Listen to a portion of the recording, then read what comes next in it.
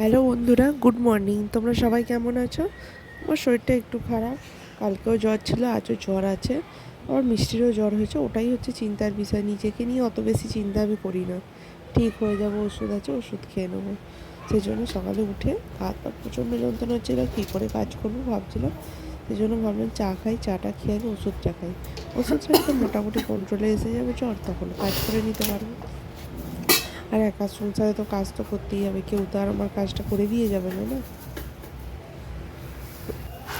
চাটা বসিয়ে দিয়েছি, চা তো কমপ্লিট হয়েই যাবে, তারপর ওষুধ খাবো।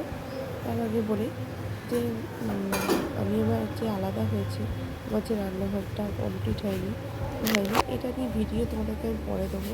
তোমরা জানতে পারবে যে শ্বশুরবাড়ি থেকে কেন আলাদা থাকি, আলাদাভাবে নিজের মতো এখনও কমপ্লিট হয়নি, তাও নিজের মতো কেন হয়ে পড়েছি, সেটা পরে বলবো। যাই হোক, চান হয়ে গেছে, ভাতটাও কমপ্লিট হয়ে গেছে, ভাত করে ফেলেছি। এবার যাবো ছাদে জামা কাপড় মিলতে। অনেকগুলো জামা কাপড় ছিল, সেগুলো সমস্ত কেচেছি। নিজের জামা কাপড়, মিষ্টির জামা কাপড়, আর ঘরে বাচ্চা থাকলে জামা কাপড় তো পরবে, এটাই স্বাভাবিক। আজকে স্বাধীনতা দিবস, কিন্তু স্বাধীনতা দিবস সম্পর্কে আমি একটা কথাও বলবো না। তার কারণ যে সব স্বাধীনতা দিবসে গান হচ্ছে, অনুষ্ঠান হচ্ছে, কিন্তু আদৌ কি স্বাধীনতা দিবস? একটা মেয়ের কাছে এত বড় অন্যায় হওয়ার পর একটা মেয়েকে মেয়ে হয়ে কী করে স্বাধীনতা দিবসের কথা বলবো। রান্না বসিয়ে দিলাম নিচে এসে।